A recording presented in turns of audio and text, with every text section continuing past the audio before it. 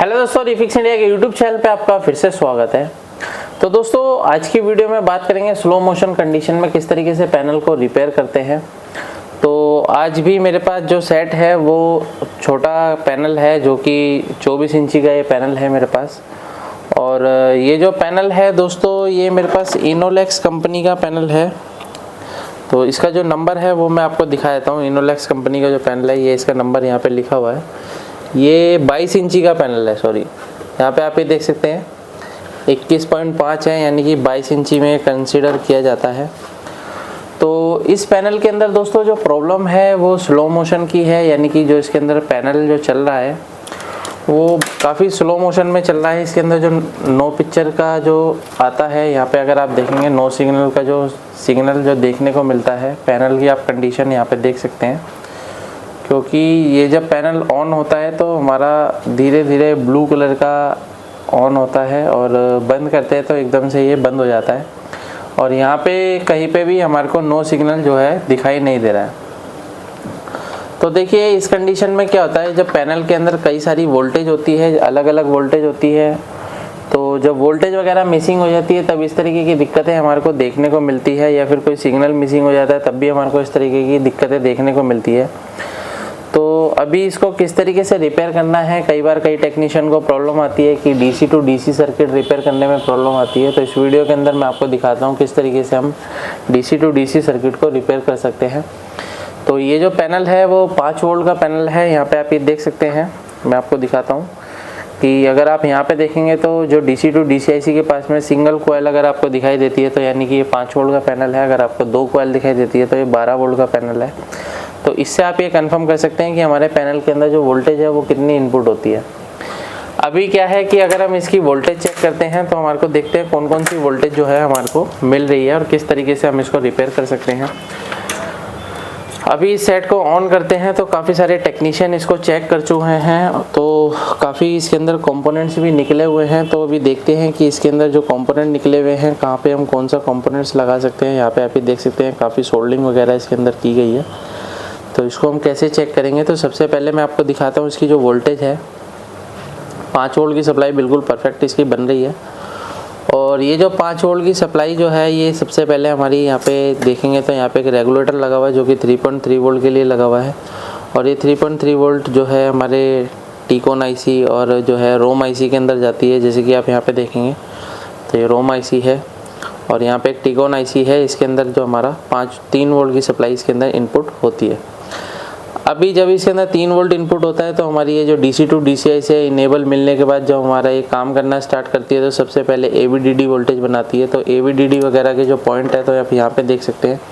इसकी back side में इसके अंदर सारे टेस्टिंग पॉइंट यहाँ पे बने हुए हैं। जैसे कि आप यहाँ पे देखेंगे तो यहाँ पे 3.3 वोल्ट लिखा हुआ है, यहाँ पे VCC लिखा हुआ है, यहाँ पे VGHP लिखा हुआ है। तो यहाँ पे अलग अलग वोल्टेज इसके अंदर लिखी हुई है। तो ये सारी वोल्टेज अगर हम चेक करते हैं तो हमारे को कंफर्म होगा कि प्रॉब्लम इसके अंदर कहाँ पर है।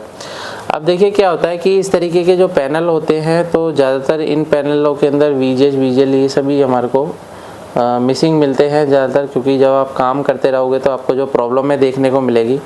तो मोस्टली प्रॉब्लम सिमिलर देखने को मिलती है। अभी यहाँ पे आप ये देखेंगे 5 वोल्ट ओके है, यहाँ पे 3.3 वोल्ट इसकी बन रही है। और यहाँ पे अगर आप देखेंगे तो VGHP पे हमारे को कुछ भी नहीं मिल रहा है।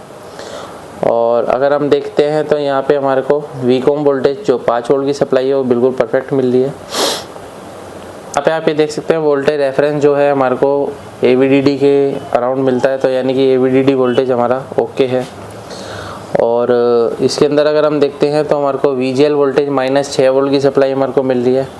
और VGH अगर देखते हैं तो VGH हमारे को इसके अंदर बहुत कम वोल्टेज देखने को मिल रही है। तो देखिए दोस्तों, कई पैनल ऐसे होते हैं जिसके अंदर VGH अगर मिसिंग हो जाता है तो VGH को किस तरीके से रिपेयर करते हैं इस वीडियो के अंदर मैं आपको कम्प्लीटली दिखाता हूँ।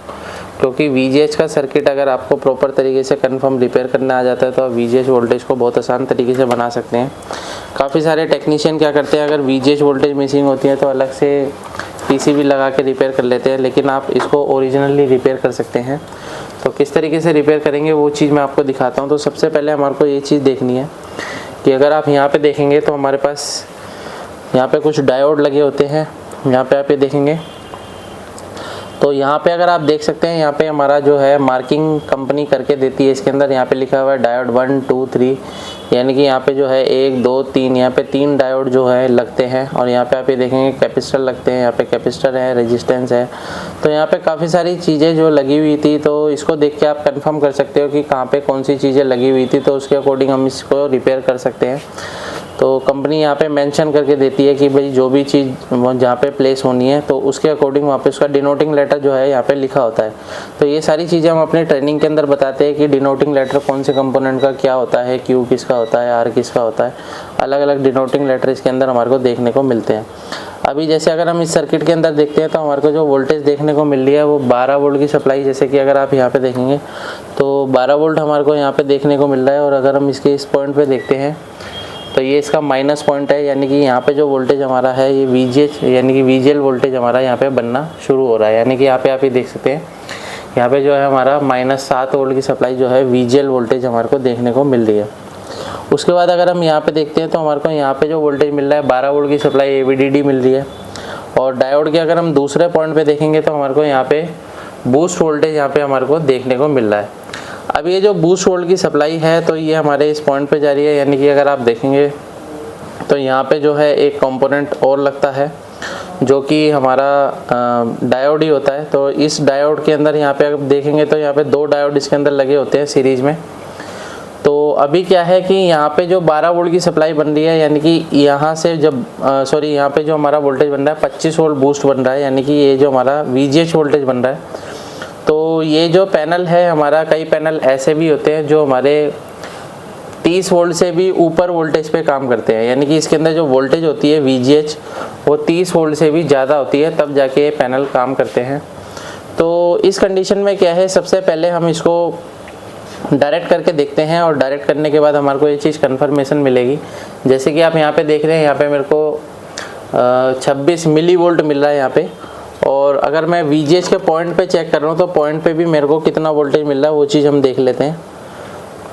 तो VGH जो पॉइंट है हमारा, VGH पॉइंट पे हमारे को 2 मिली वोल्ट मिल रहा है। और यहाँ पे अगर हम देखते हैं तो यहाँ पे हमारे को 13 मिली वोल्ट यहाँ पे देखने को मिल रहा है। यानी कि जो VGH वोल्टेज है वो यहीं से कहीं से हमारा जो है इस ट्रैक के अंदर जाती है। तो यहाँ से ये जो ट्रैक है ये यहाँ से निकल के अगर आप यहाँ पे देखेंगे तो ये जो सर्किट यहाँ पे बना हुआ है, तो यहाँ पे एक कैपेसिटर जो है यहाँ से निकाला हुआ है और एक ये डायोड यहाँ से निकाला हुआ है। तो सबसे पहले मैं क्या काम करता हूँ, इसको देखते हैं शॉर्ट फॉर्म में चेक करके कि ये जो हमारा 25 वोल्ट आ रहा है, इस 25 वोल्ट से हमारा जो ये पैनल है वो काम करता है या नहीं करता। अगर ये 25 वोल्ट से काम करता है तो हम इसी पैनल को 25 वोल्ट से भी ऑपरेट करा सकते हैं। और अगर ये काम नहीं करता तो फिर हमारे को इसकी और वोल्टेज को बूस्ट कराना होगा। तो बूस्ट किस तरीके से 25 से भी ज़्यादा हम कराएंगे वो मैं इस वीडियो के अंदर आपको दिखाऊंगा। तो सबसे पहले हम क्या काम करते हैं, एक ट्यूजर ले लेते हैं, चिमटी ले लेते हैं और चिमटी से यहाँ पे क्या करते हैं, एक बार शॉर्ट करके देखते हैं। और यहाँ पे अगर हम पैनल को देखेंगे तो क्या कंडीशन मिलती है। तो अगर आप यहाँ पे देखेंगे तो इसके अंदर जो पिक्चर है वो बन गई है। यहाँ पे आप ये देख सकते हैं, ये पिक्चर हमारा चल रहा है। और मैं यहाँ से अगर हटा लेता हूँ तो यहाँ पे आप ये देखेंगे तो इसके अंदर पिक्चर अभी स्टॉप हो गई है। यहाँ पे आप ये देख सकते हैं पिक्चर स्टॉप हो गई है। और जैसे ही मैं इसके अंदर लगाता हूँ तो यहाँ पे आप ये देखेंगे पिक्चर बननी शुरू हो गई है। तो दोस्तों अभी क्या है कि ये जो पैनल है ये हमारा 25-26 वोल्ट पे भी काम कर रहा है। लेकिन अगर हमारे को और वोल्टेज बूस्ट करानी है तो हमारे को यहाँ पे कुछ कंपोनेंट लगाने होंगे जिससे कि हमारा वोल्टेज और बूस्ट हो जाएगा। तो ये मैं आपको करके दिखाता हूँ किस तरीके से हम कर सकते हैं। यानी कि ये 25 वोल्ट पे भी पैनल चल रहा है, लेकिन अगर मैं यहाँ पे जंपर मारता हूँ तो मुझे नहीं पता ये पैनल कब तक करेगा। हमारे को इसको ओरिजिनल ही रिपेयर करना है। तो यहाँ पे क्या है, मुझे कंपोनेंट्स लगाने पड़ेंगे। तो चलिए मैं आपको लगा के दिखाता हूँ 25 से और वोल्टेज को बूस्ट कैसे किया जाता है, इस वीडियो के अंदर मैं आपको दिखाता हूँ। यहाँ पे आप ये देख सकते हैं मैंने यहाँ पे एक कैपेसिटर लगाया है, यानी कि ये जो सर्किट है हमारा चार्ज पंप सर्किट है। तो इस सर्किट के बारे में आपको अच्छी तरीके से नॉलेज रहती है तो आप पैनल को यानी कि इसकी जो VGH वोल्टेज है, VGH वोल्टेज को आप इजी तरीके से रिपेयर कर सकते हैं। तो यहाँ पे आप ये देख सकते हैं, मैंने आपको दिखा देता हूँ एक बार। यहाँ पे आप ये देखेंगे तो इसके अंदर जो है चार्ज पंप सर्किट को मैंने डबल कर दिया है यहाँ पे, यानी कि एक यहाँ पे कैपेसिटर लगी है, एक कैपेसिटर और लगा दिया है। और यहाँ पे एक डायोड और लगा दिया है। तो यहाँ पे अगर मैं आपको वोल्टेज दिखाता हूँ किस तरीके से हमारा वोल्टेज जो है बूस्ट हो रहा है, तो अगर मैं चाहूँ तो इसको और भी बूस्ट कर सकता हूँ, लेकिन अभी हमारे पैनल के अंदर रिक्वायरमेंट के हिसाब से हम काम करेंगे।